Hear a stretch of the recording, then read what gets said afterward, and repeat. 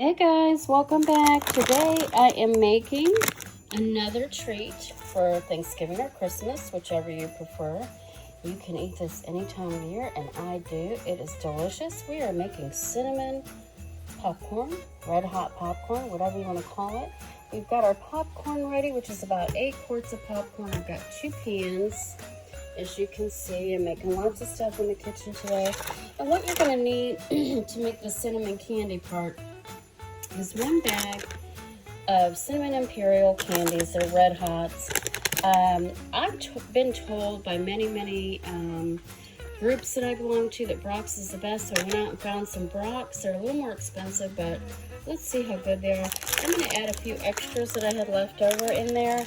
You also need 1 cup of butter and some cinnamon oil. The last time I made this, I didn't put cinnamon oil in it, and you only need a little bit, so we're going to put like half a teaspoon in there to make it extra hot, or spicy, however you'd like to say that. And you're also going to need some corn syrup, a half a cup of corn syrup.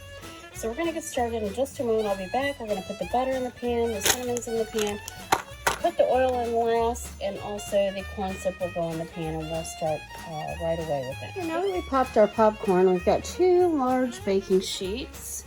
We're going to butter those and put parchment paper, and then we're going to put the popcorn on there and get ready to make our mix. Here's what we have in our pan. We have 2 sticks of butter, which equals 1 cup, 1 9-ounce bag of red hot candies, cinnamon candies, whatever you'd like to call those, non-perils, many different names for those, and 1/2 cup of corn syrup. And I can tell you a little tip on the corn syrup. You see the spatula there. If you spray your cup with Pam or a non-stick cooking spray, then you pour your corn syrup in there right after. It comes out really quickly. And then we have our cinnamon oil, which we're only going to put a couple drops in once we get this going. So it's not too spicy. I don't want it too hot where you can't eat it, but we're going to have it a little spicier. Last time I made it, it was really good, which was probably about a month ago.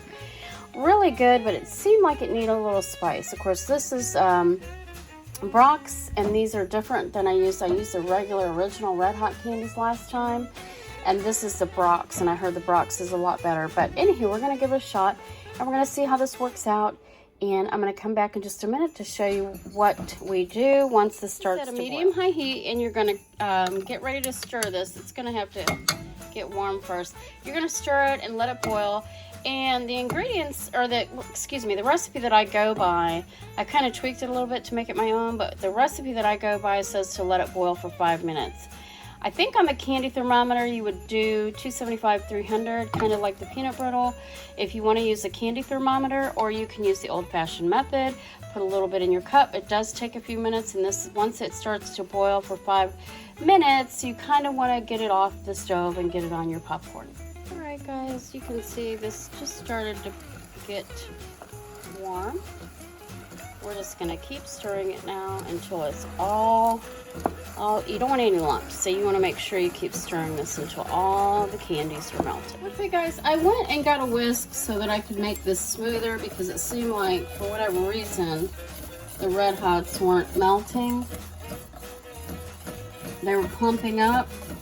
And so we're going to let this boil. See how smooth it is now? We're going to let this boil for 5 minutes. And then right before we take it off, I'm going to add the cinnamon oil. And I'm just going to add a couple drops of that.